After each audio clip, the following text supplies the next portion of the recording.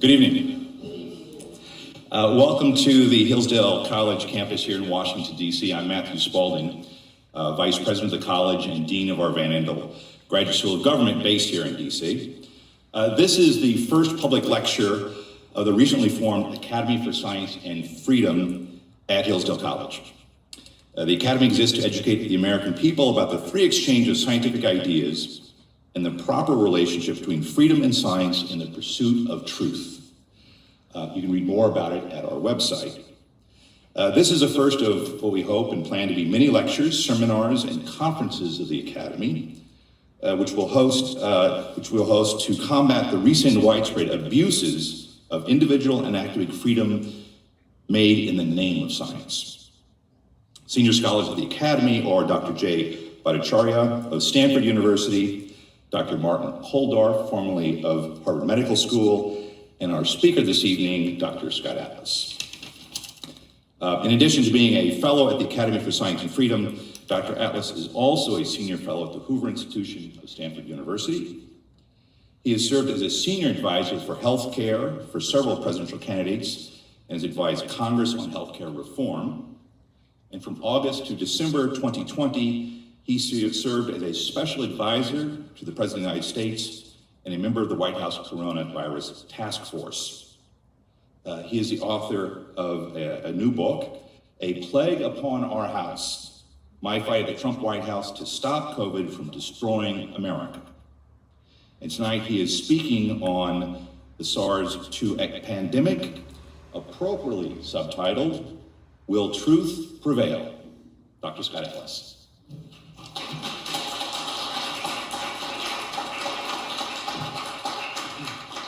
Okay, thank you for that introduction, Matt, and thank everyone here for coming.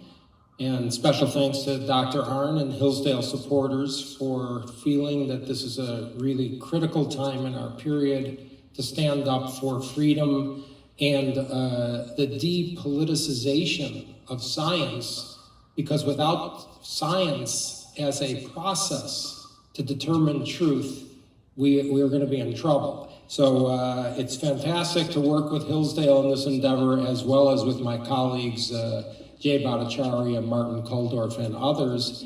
And it's a great honor to be the first speaker in this new academy.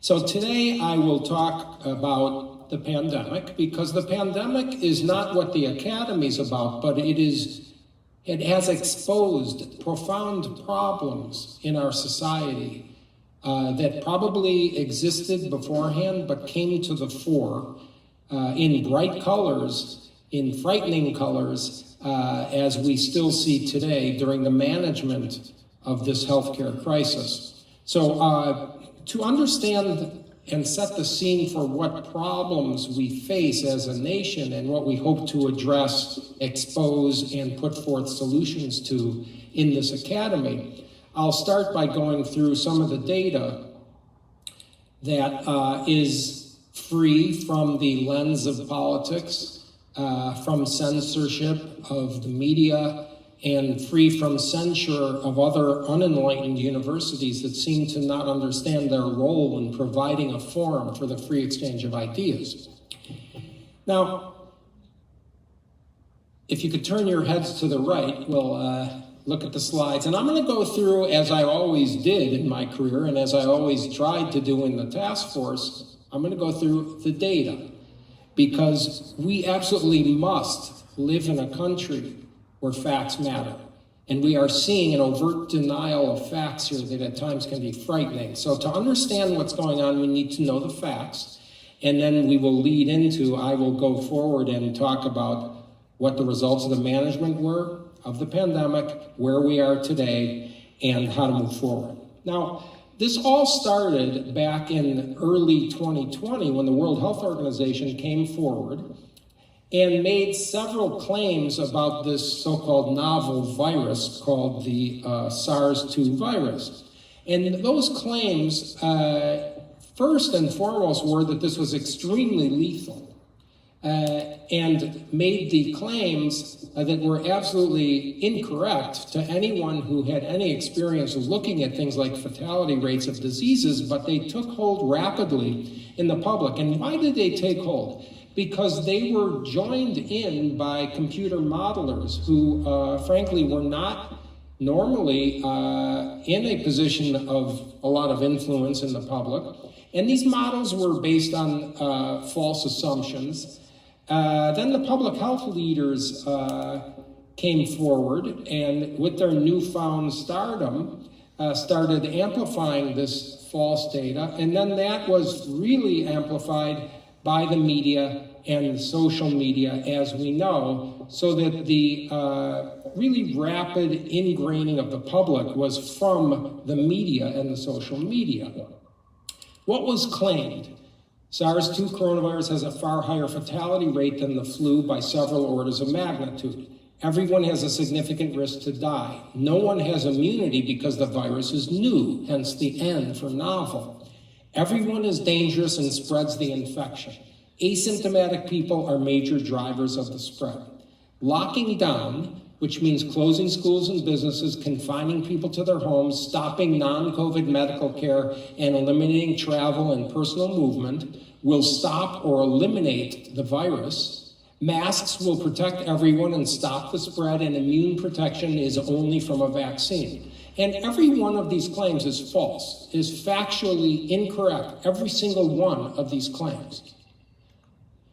The pandemic policy in the beginning from the White House task force was flatten the curve. We all remember Dr. Deborah Birx getting up on the podium and trying to explain flatten the curve, which meant reduce the rapidity of spread of the virus with a very logical, rational reason, and that was so that hospitals would not be overwhelmed so they can continue medical care, including for non-COVID care.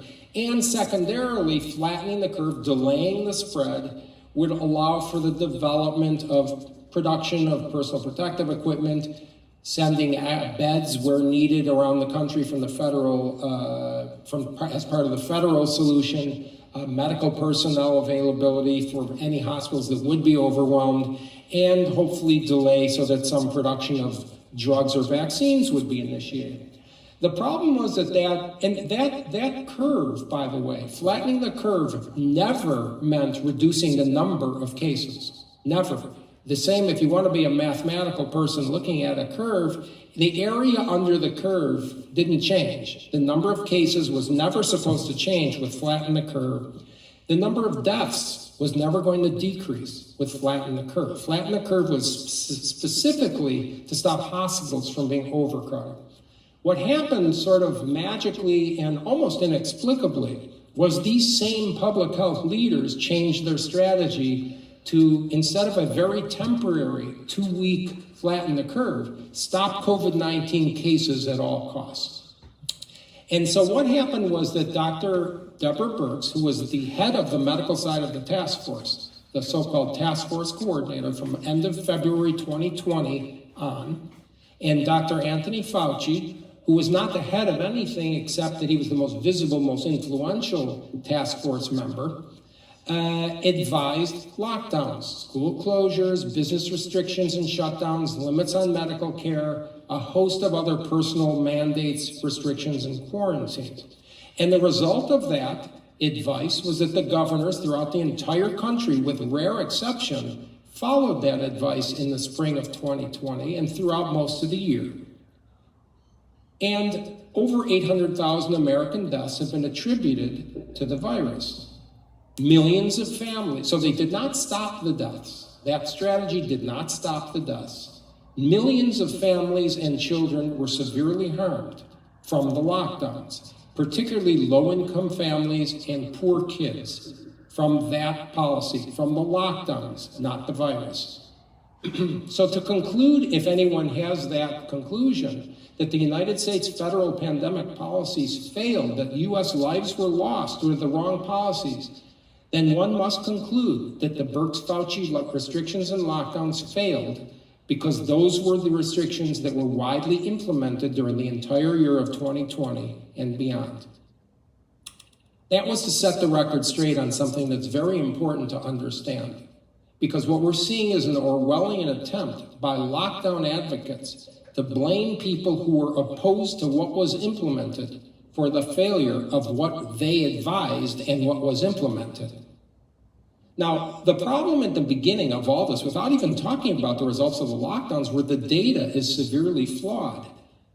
These were things I brought up at the task force, by the way. No one else on the task force knew this, understood it, or acknowledged it. PCR testing, timelines and trends, and hospitalizations and deaths, quote, from COVID-19 are all problematic. Let's talk about PCR testing. This is still a problem today. When you do PCR testing, you have to do a number of averages of the technique, and that's called cycle threshold, basically, to detect a piece of virus that you want to detect.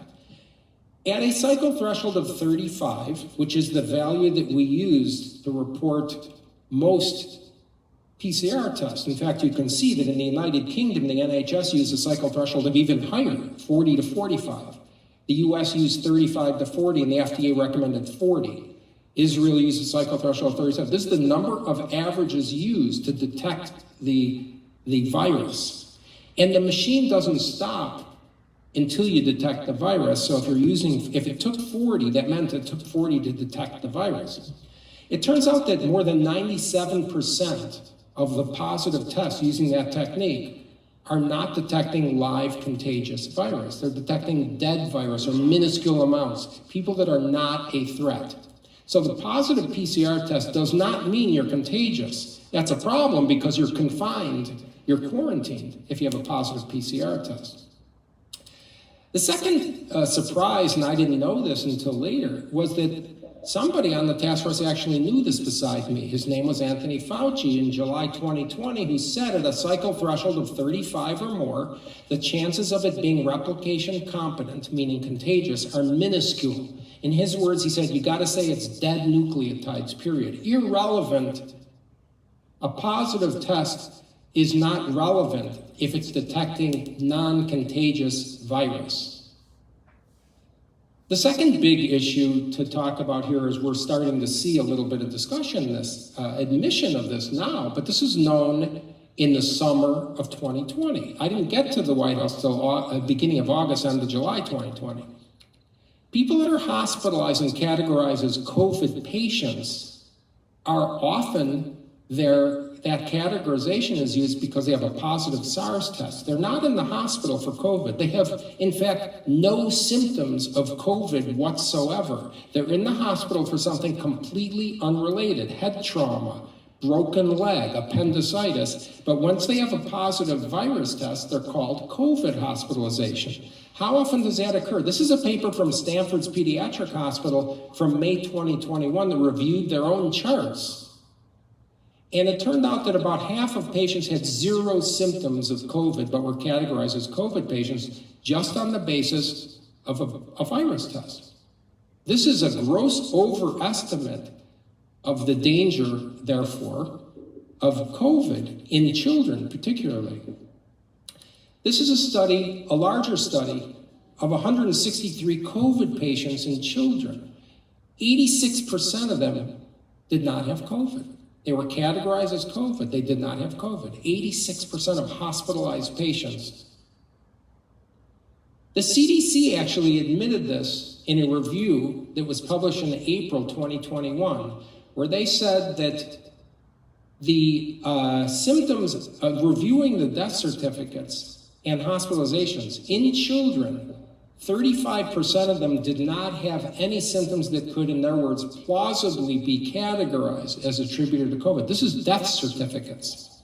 This is saying a third of people or more who died from COVID in this CDC study of reviewing the charts, a third of patients who were called COVID deaths could not possibly have had COVID. Well, this is what was known. It was known when I got to the White House in the late summer 2020. It has not changed. It's not new information. It's not learned information over the past year and a half, no matter what you hear on CNN, although I'm not sure anybody here listens to CNN. The original World Health Organization estimate was very high of infection fatality rate that was actually orders of magnitude higher than what it really was. It turns out that if you're under 70, the infection fatality rate is 0.05%. Under 70. That's relatively close to what it is from influenza. Age is the most important risk factor. Mean age for death was 80. 99.2% of deaths are in people over 55. 80% are in people over 65. And so we know that it's dangerous for certain people, very old people, but particularly people with comorbidities. One way to look at this is the age risk, the risk of fatality is thousands-fold more in old people than in children, thousands-fold. This is a very unique virus in that way. This is a blessing that it does not impact significantly healthy children. It's different from the flu. In influenza in California, in the last influenza season that I could get data on, 5.4% of deaths in influenza were in children. 0% of deaths from COVID are in children in California. That's not to say zero deaths, but 0% of deaths. That's a rounded number. For perspective on who dies from COVID, the median age of people who die from COVID is equal to or greater than the life expectancy age in Germany, Italy, the UK, and the USA, among other countries. That's not to minimize the tragedy of people dying who are older, but it's for perspective, which you never heard out of the mouths of the people leading the public health effort. I mentioned comorbidities because age is by far the most important risk factor, but a 75-year-old marathon runner is not at high risk from COVID. It's really old people who are very frail, or other people who are very frail, by the way.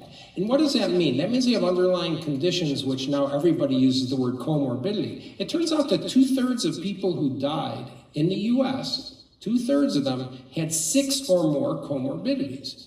So if you had hypertension, high blood pressure treated, and no other secondary or no other underlying illness, that's not a risk factor to get a higher risk for death from COVID. I had to explain this on the task force. It was either denied or they didn't understand what I was talking about. I brought the scientific papers with me. Unfortunately, we didn't have very high level people on the medical side of the task force. The risk to and from children is very important because this has impacted policy. Even today, we have schools closed and children wearing masks and children thinking and learning that they are a danger to others and that they are in danger themselves. Here's the data from California relatively recently, as of a couple months ago. Although there were a lot of cases in young people in California, in ages 0 to 17, 0% of deaths from COVID in California. This is Florida. Under 16, 0% case fatality rate. This is Florida. Under 30, 0% fatality rate from COVID. If you're young and healthy, you're not in danger from COVID, period. We knew this from all studies all over the world. The risk to children is extremely low if they're healthy children. If you have a serious underlying illness as a child, like leukemia, or extreme obesity and other underlying conditions that go with that, okay, you're at high risk, there's no question. But healthy children are not, period. Spread from children, this was proven all over the country. This is not new knowledge. This was known in late spring 2020 from studies all over the world: Norway, Sweden, Spain, the Netherlands, Ireland, England, Germany, Greece, South Korea, Israel, in Iceland. Children are unusual to transmit. In fact, pretty rare to transmit this virus to adults. In fact, schools that are open are not a high-risk setting. They're a low-risk setting. In fact, if I could design a job where I wanted to have low risk from COVID, I'd want to be a school teacher.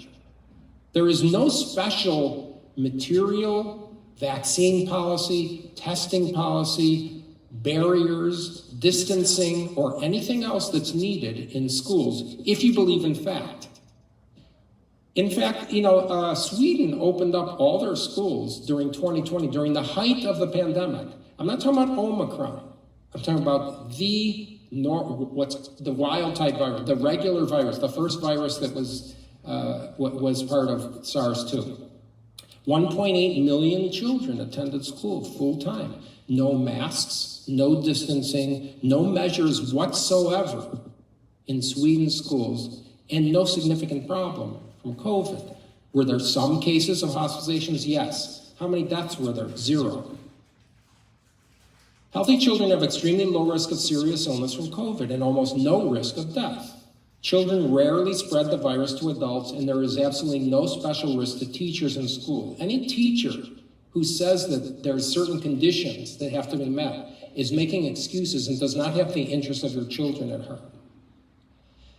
The case to open schools, I made the case at an event in the White House when I first got there in early August. And that case is very simple. Healthy children do not have a significant risk from this virus. The harms of closing in-person schools are enormous to children, and there is absolutely nothing more important to a civilized society than educating its children.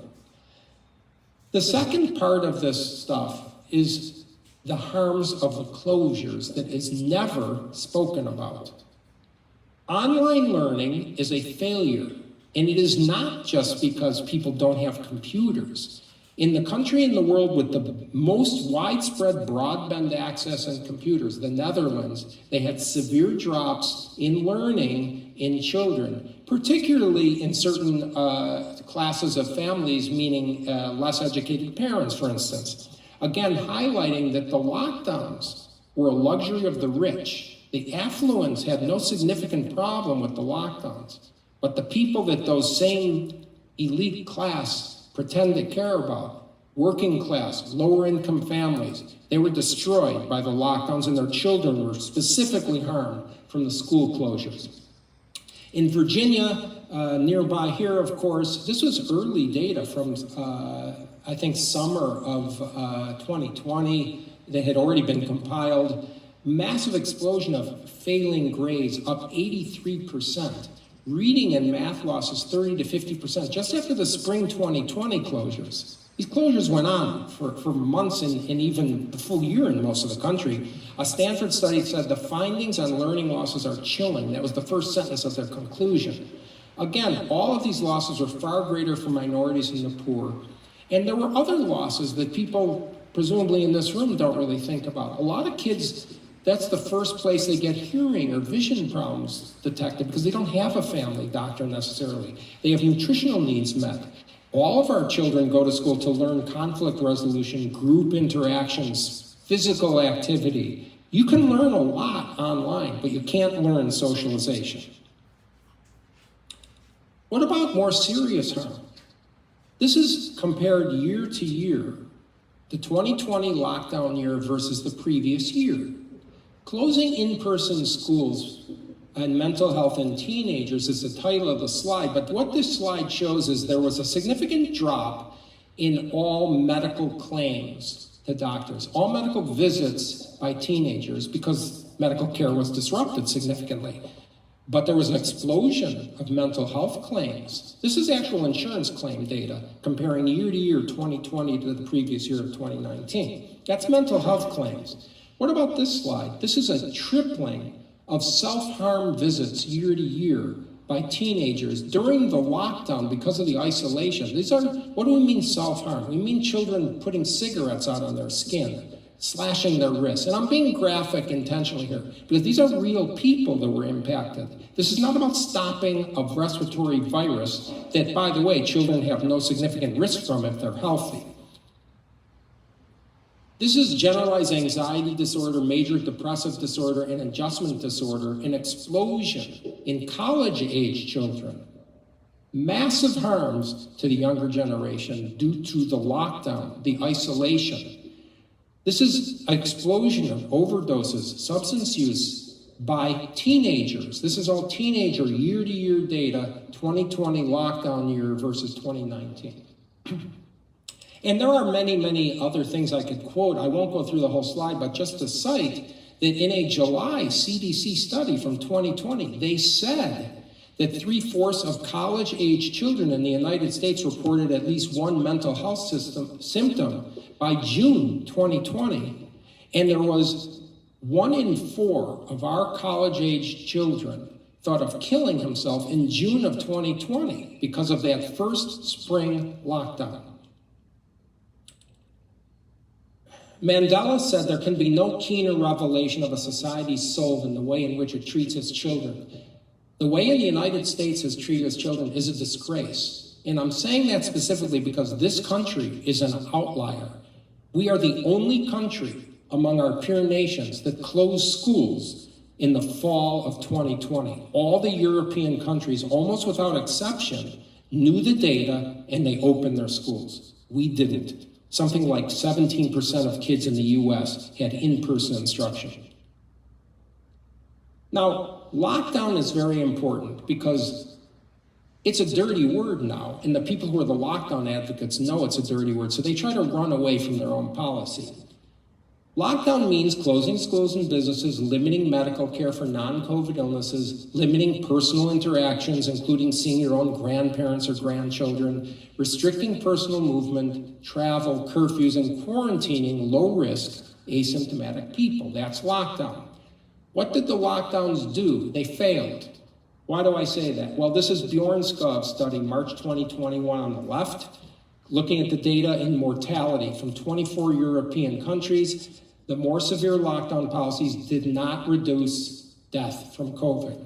This is Bhattacharya, Ben David, O, and Ioannidis, January 2021. The first author is Ben David.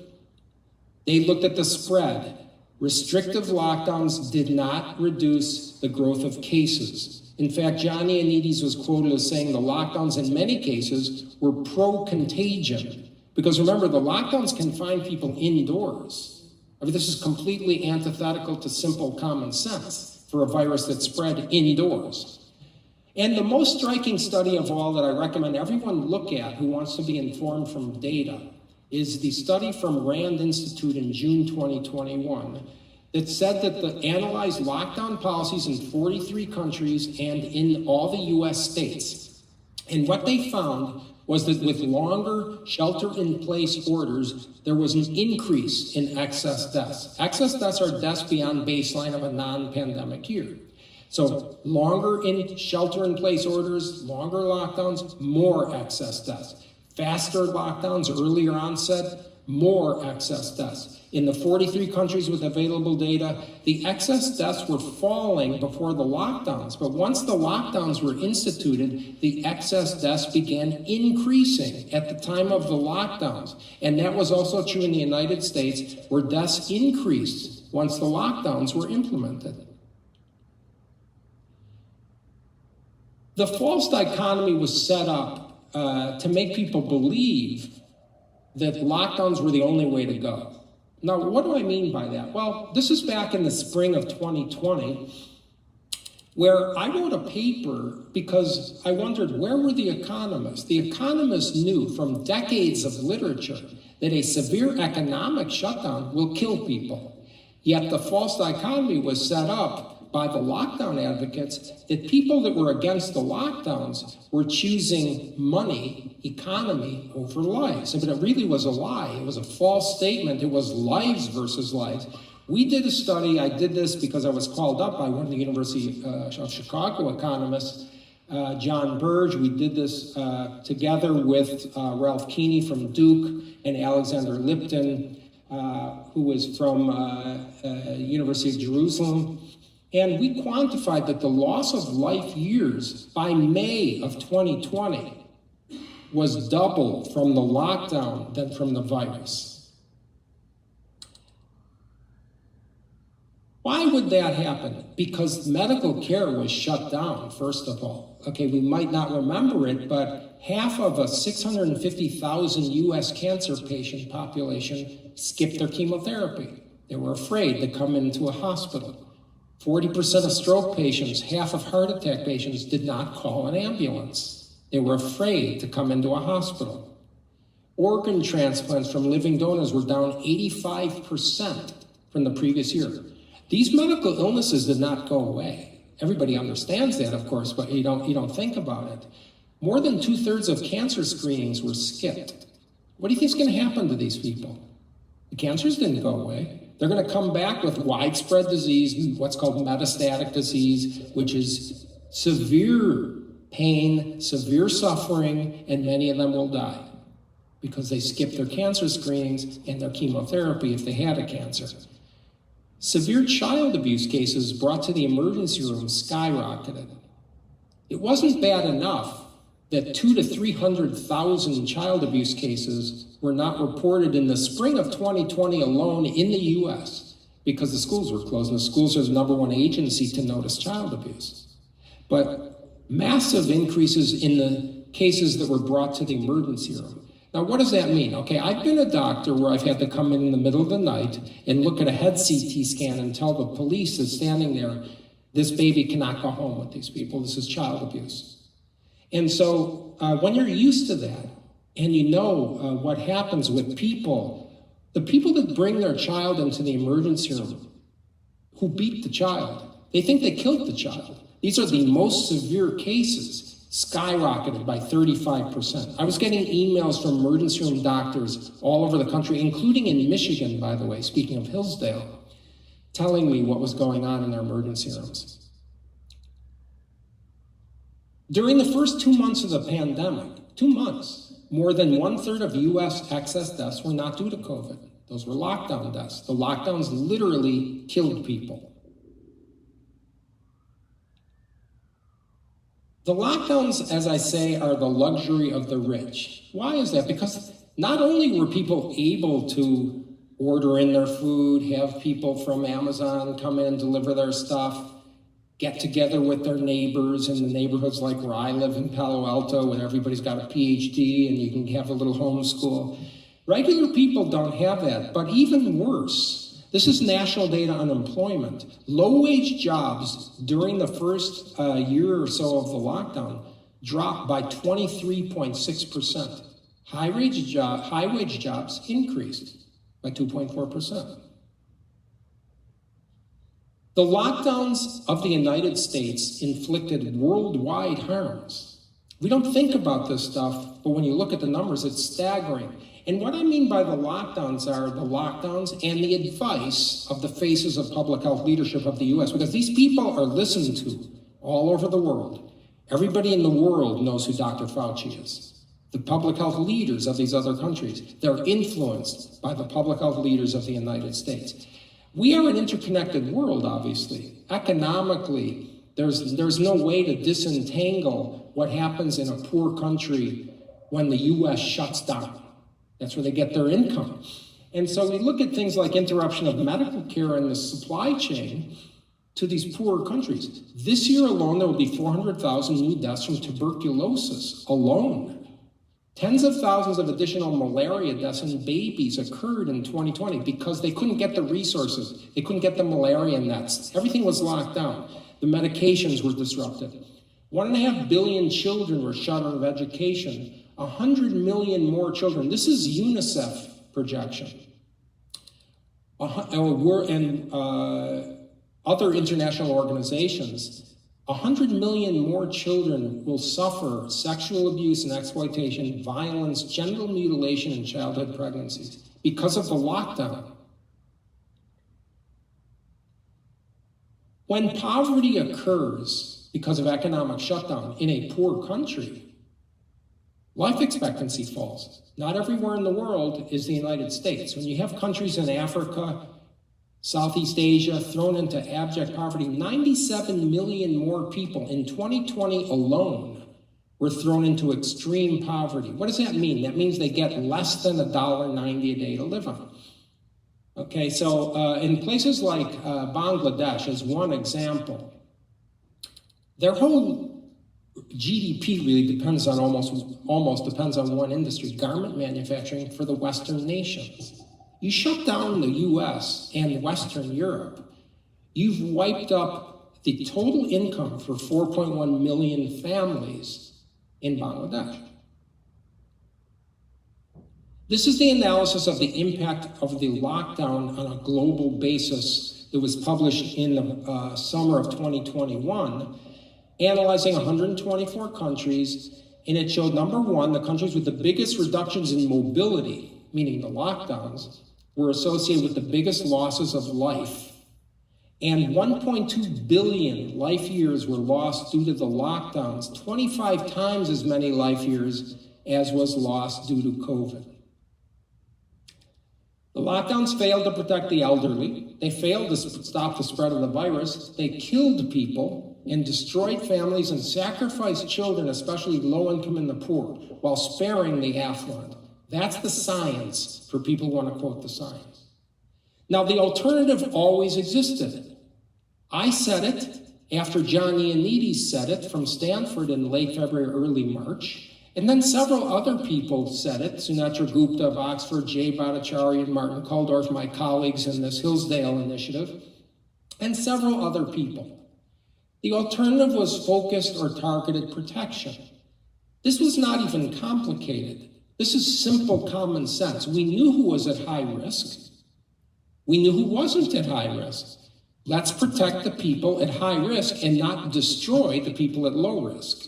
Yet that wasn't done. And what that means is increasing the protection of the high-risk group, monitoring hospitals and sending supplies, and opening schools, medical care, businesses, and transportation for the low-risk people and the people who want to go and live their lives. Now, this was called dangerous. This was the second lie perpetrated by the lockdown advocates. The first was you're choosing money over lives. The second was anyone who's against the lockdowns is dangerous because you're advocating something that they deemed what's called herd immunity strategy, which of course I was accused of many times in the press. I never said that, of course, because what that means to these people was letting the virus spread, survival of the fittest, let it go, and whoever survives, survives, and we'll build up population immunity. That's not what I recommended. That's not what anybody recommended that I knew. That was never said in the White House, never said to the President of the United States. I never even heard anyone talk like that. What we said was increase the protection with specific measures of the people who were dying from the current lockdown policy. The Birx-Fauci policy was not protecting the older high-risk people. Finally, in October, something called the Great Barrington Declaration was written, co-authored by, again, two of my colleagues here, Dr. Kulldorff and Dr. Bhattacharya, and Sunetra Gupta. These people are all at the top level of epidemiology, medical science, vaccine scientists, at some of the, what we used to think of as elite universities. I'm not so sure I buy into that anymore. But this was claimed as fringe. In fact, we've seen the emails recently between the head of the NIH, Francis Collins, and Dr. Fauci, instigating a media attack on these authors, calling them fringe and using their power to get what they called a, quote, takedown of these scientists. Okay, this is, as far as I know, unprecedented. It's a shameful way to end their careers, and I'm happy this is being recorded because I want that statement on record. It was also said when I was saying that I believe in the core principles of the Great Barrington Declaration, that was increasing protection for the people at high risk and stopping the damage of the lockdowns. That's the gist of the Great Barrington Declaration. President Biden, as candidate, went on 60 Minutes and said no one agrees with Dr. Atlas, no credible doctor. And I say, well, when I look at a statement here that's signed by 15,000 medical scientists and 44,000 medical practitioners and about 1 million people, that's a lot of nobodies. That's my answer to that criticism. Now, it turns out that it wasn't just that the lockdowns failed to stop the infection, to stop the death, and inflicted damage. We have an internal control, like we say in a medical experiment, and that is we have a state that didn't do the lockdowns, that instead tried to do targeted protection. That state is Florida. After the initial shutdowns, DeSantis decided to open all schools at the end of August 2020, to not have mandated business closures. And what do we see from the results? Okay, well, after one full year of that, Florida outperformed the average U.S. in deaths per capita from COVID. Florida outperformed 25 states. Remember, the other states did the lockdowns. The burden is not on Florida to outperform the other states. The burden is on the states that imposed collateral damage to save lives compared to Florida. Florida doesn't have to do better because they didn't destroy people's lives. They didn't kill people with the lockdowns. The excess mortality increase after a year, Florida outperformed by 24% the average in the U.S. and outperformed 2/3 of the states. Age-adjusted COVID mortality, which is important because, as you know, this is a disease that really impacts old people and spares young people generally, and Florida has a lot of old people. And so we look at the age-adjusted COVID mortality after 1 year. Florida outperformed by 40% the average in the U.S. They outperformed 40 states, and they outperformed 40 states for people 65 and over. Outperformed because of targeted protection. Now let's compare Florida and California, where I live, because they're sort of similar. California and Florida are very large, diverse states, mixed urban, rural, relatively similar weather, although I strongly prefer California weather to Florida. But the key differences were Florida is the 5th oldest state in the country. This is a disease that kills old people selectively, basically. California is the 7th youngest state in the country. So right away we're saying, okay, California has an advantage here to begin with for this disease. Secondly, the comparison which I'm getting at is that Florida was open widely since late summer 2020. California's had one of the longest, most stringent lockdown policies. What do we see? Well, on the top graph on the right, that's Florida. Green is schools were open since fall 2020. And the bottom, we see green as what schools are open in California. Again, less than 20% of students for a year had in-person schools in California.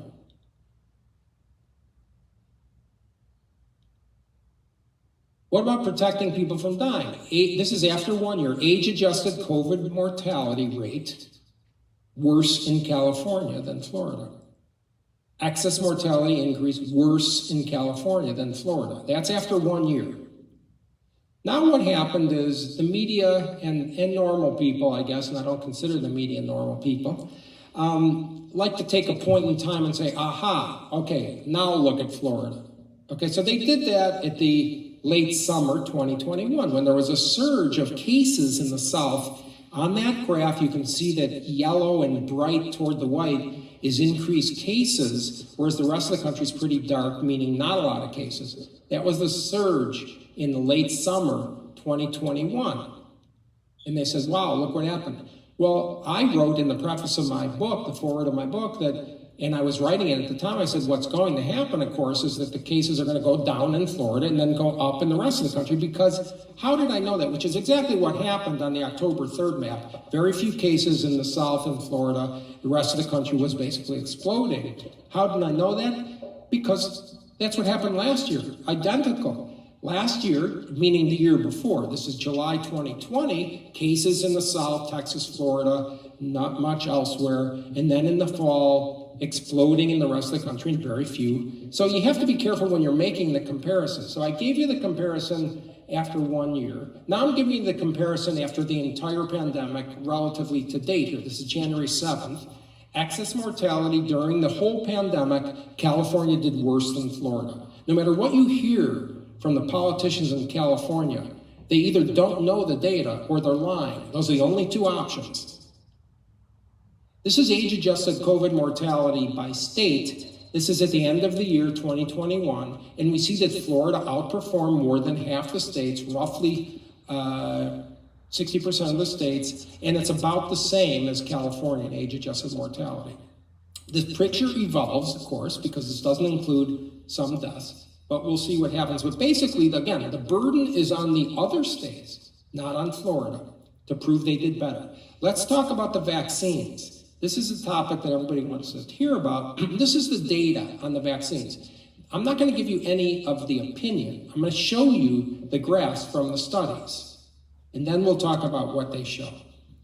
This is data from Israel that showed that the vaccines analyzed in after summer 2021, the vaccines were very good for stopping people from getting severe disease or dying. Roughly 90% effective. That's very good. And not very good at stopping you from getting another infection. 39% effective. After only roughly 6 months, five months.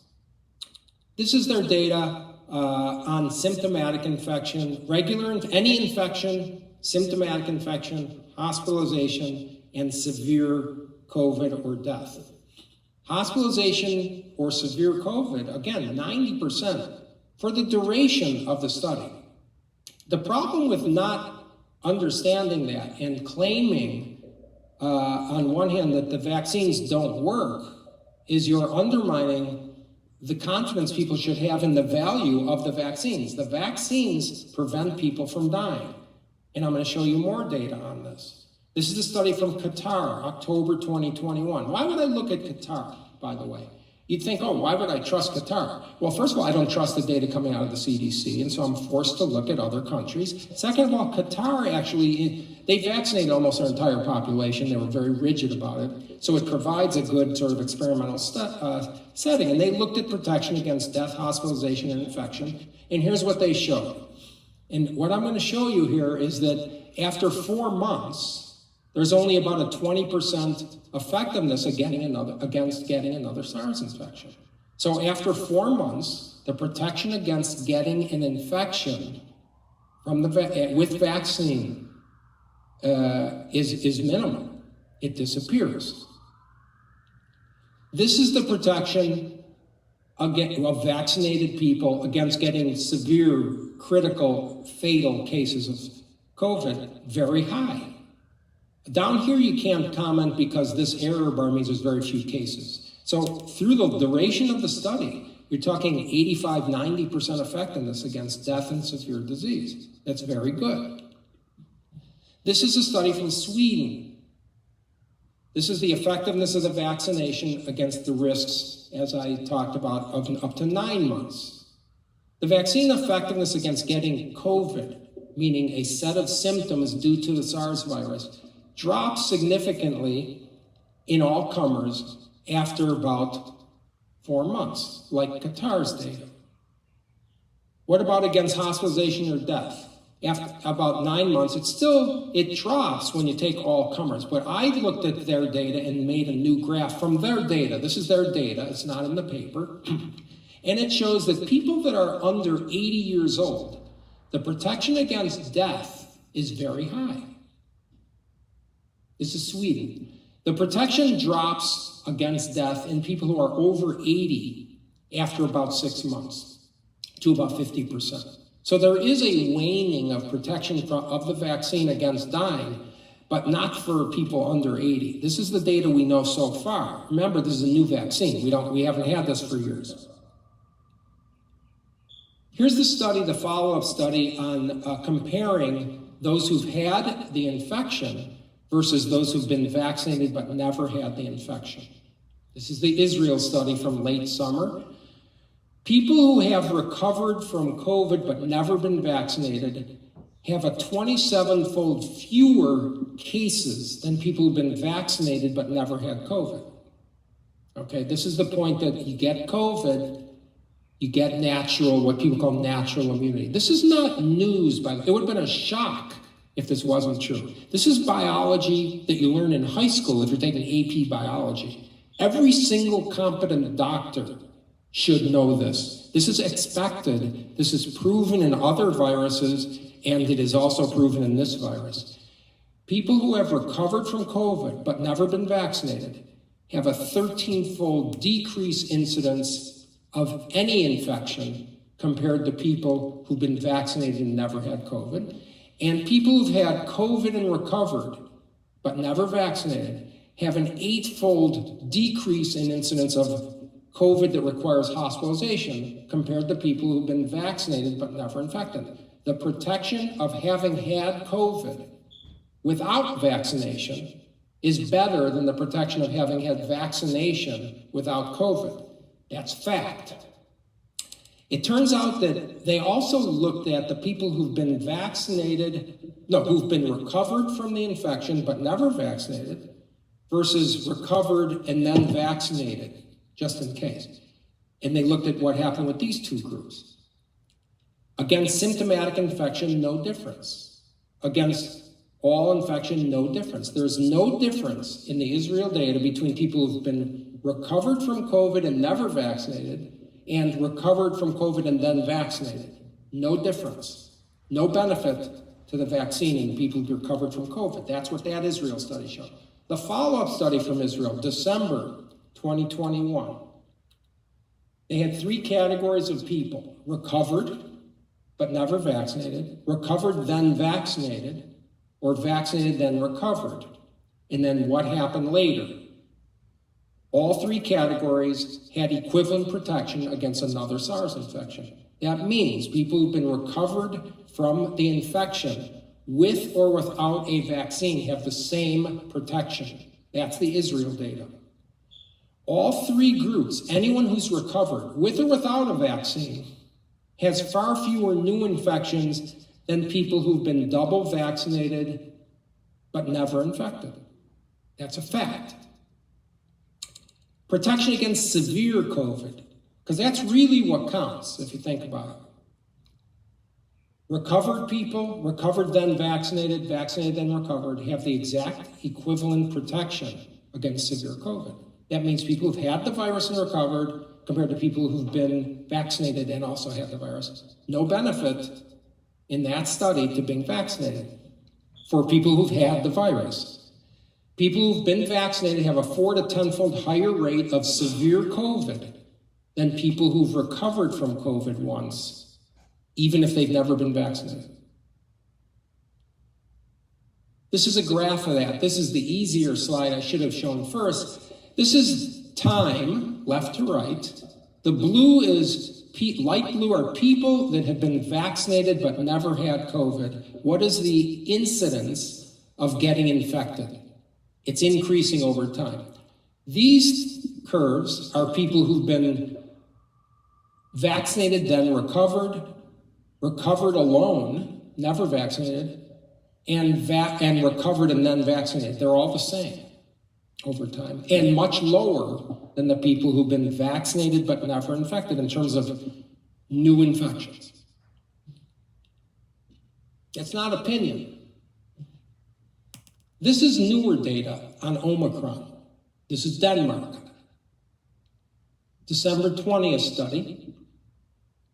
Time since vaccine, Pfizer's and Moderna's protection against Omicron, okay? After 2 months, the protection against Omicron in fully vaccinated people is between 4 and 9%.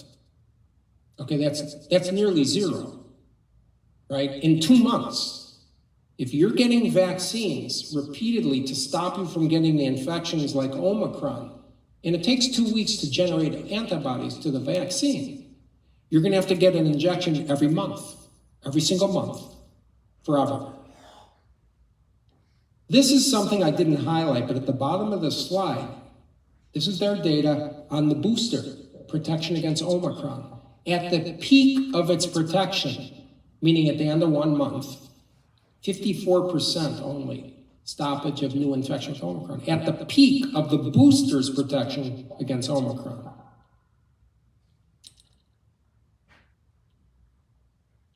That's just the same slide. So here's the summary. COVID vaccines protect against death and severe disease. And that's very important to understand for the people who keep insisting the vaccines don't work. I don't agree with that statement. That's not what the data shows. The vaccines protect against severe disease and death. And if you're high risk for that, there's a case to be made, you should take the vaccine. Vaccines protect against infection, but that protection is very temporary. It drops to very low after only 4 months, and nearly zero against Omicron after only 2 months. So it's personally protective in terms of stopping you from dying, but it does not stop you from getting an infection in a few months and therefore in spreading an infection. So another way to look at it is it's a private protective measure, but it is not protecting people who you think are a danger to you. It's not stopping the spread. There's no public benefit to having vaccines of other people. You're worried, you're high risk, get the vaccine. You're not stopping the spread of the infection from other people by forcing them to get the vaccine. Vaccines do not protect against infection or symptomatic infection as well as the immunity of recovered patients. That's factually true, and that was acknowledged this week, maybe 2 days ago, by the CDC, finally. There are safety concerns about the vaccines. The biggest problem of all is simply we don't have the data. There's been a really harmful lack of transparency about the safety data on the vaccines. Remember, most vaccines don't give us all the safety data until 5 years. We have a vaccine here that was done very quickly in a health emergency, but you can't even assess the safety of a vaccine this quickly, but we have not had even full transparency about the side effects. And we know that young males particularly, but not only, have a certain risk of myocarditis from the vaccine. Remember, they don't have a significant risk if they're healthy from the disease. So in my book, you're having a situation where you're injecting healthy children with a vaccine for a disease they don't have significant risks for.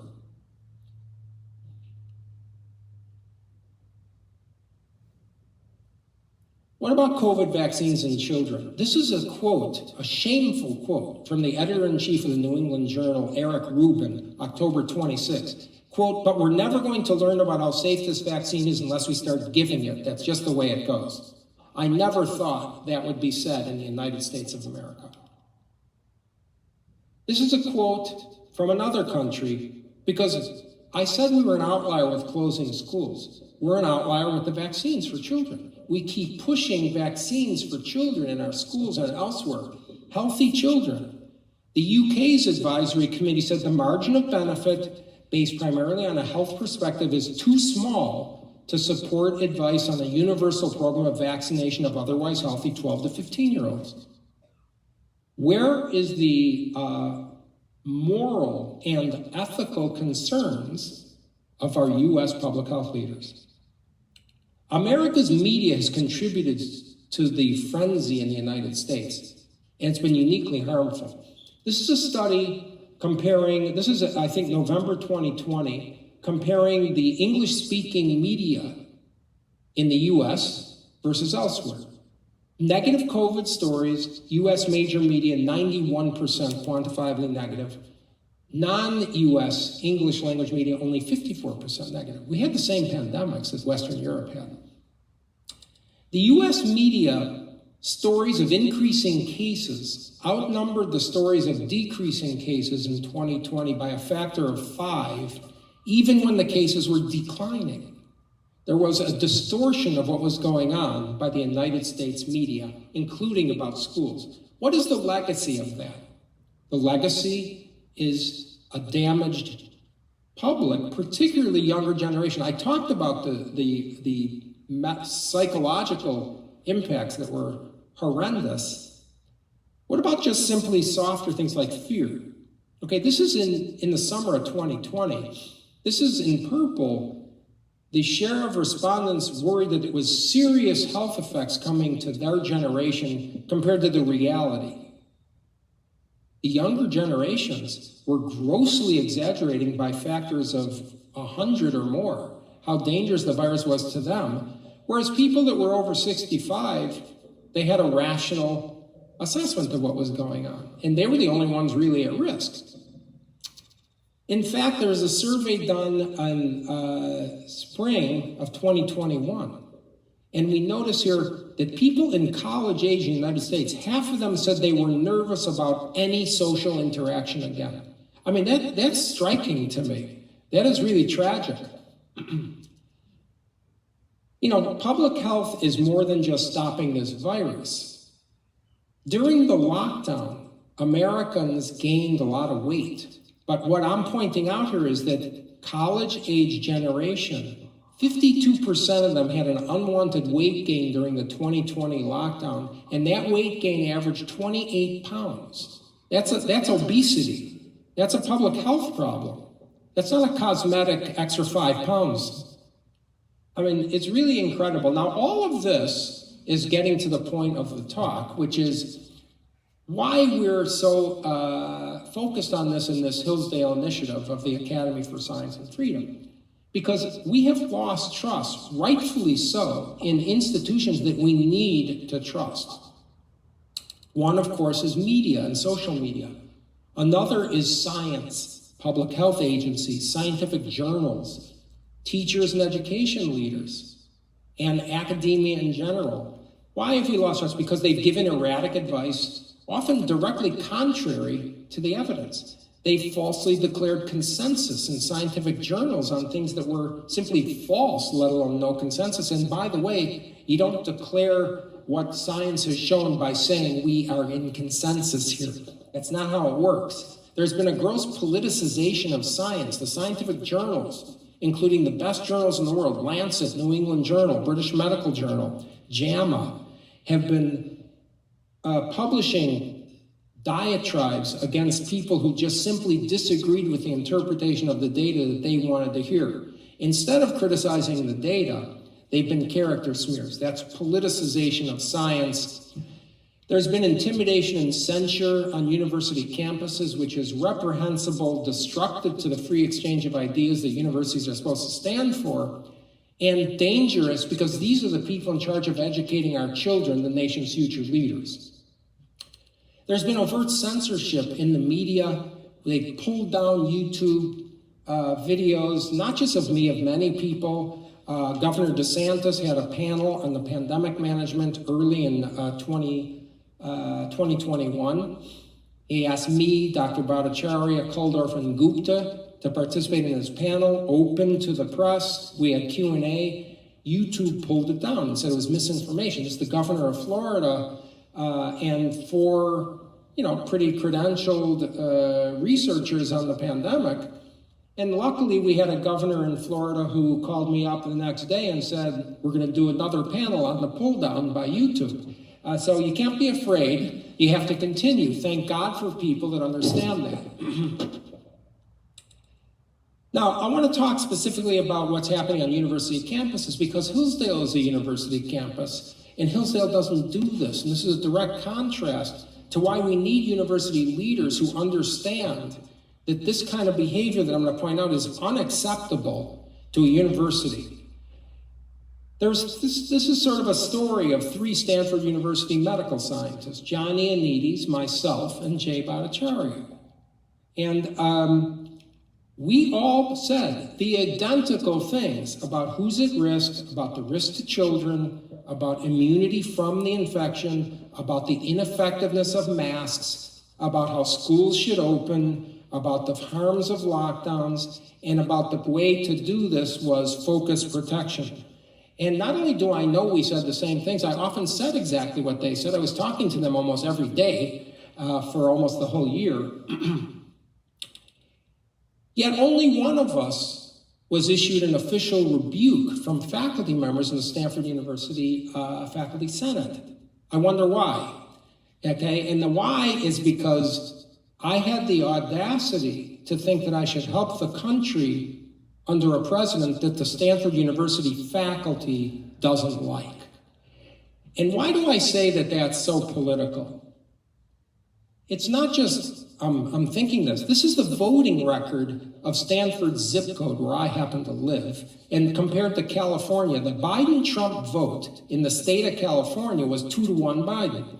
In Stanford's zip code, which you have to be a faculty member basically, or high-level staff to live, 95% Biden, 3% Trump. The problem right now is that the free exchange of ideas that are obviously fundamental, not just to this country, to all free societies, is under threat. And without the United States having freedom of speech, I don't think that any other country is going to end up with freedom like this. So what are we doing about it? Well, this is what we're doing about it here. Dr. Arnn and the supporters of Hillsdale and the people that comprise Hillsdale are committed to fixing the problem with at least science. And because without freedom in science, you don't have science. There is no such thing as science without the free exchange, the interpretations, the debate. That's how you win the argument. If you're not capable of doing that, you don't even belong at the table, but science is not done by decree. And so myself, Dr. Kuldorf and Dr. Bhattacharya were here in this room on December 10th announcing this new academy, which we will operate mainly out of the DC campus, but we will be, the purpose really is to first educate the American people about what is happening here. Because it's shocking to me how often I give a talk like this, and so many people come up and say they've never heard any of this. Okay, because this was not allowed to be presented. And it's pretend to think we're learning this stuff now. The harms of the lockdowns were done while we knew everything I showed you here, except for the stuff about the vaccine effectiveness. And we have a continuation of that today. So we're going to educate the American people. Hopefully with the help of press who are interested in making this visible. And we're going to try to explore solutions. And so this is the first event of many. We're going to have lectures like this, seminars, group discussions, panels, some of which involve the media, some of which involve students, mainly in DC, but also in other campuses of Hillsdale. And we hope that people here that support freedom are going to support this initiative. I'll finish with a couple of quick slides here. I gave a talk at the University of Milan Law School about a month ago on COVID, where, okay, this is a country that has been hurt very much, Italy, by COVID. But as opposed to what I see in the universities in the United States, they asked me to give a talk at the university. And we went out to dinner, and they were very interested in the data that I was presenting. It was very civilized, and I think the U.S. has lost a lot of that humanity, frankly. But this is a slide that I showed in Milan because it's the main newspaper of Italy, Corriere della Sera, in 1992, which after 359 years, the Catholic Church admitted that the earth moved, that Galileo was right. And I'm betting that the lockdowners are going to take longer than 359 years. So to finish, a quote that I think Dr. Arnn appreciates because he's a Winston Churchill scholar. Truth is incontrovertible, panic may resent it, ignorance may deride it, malice may distort it, but there it is. Thank you very much.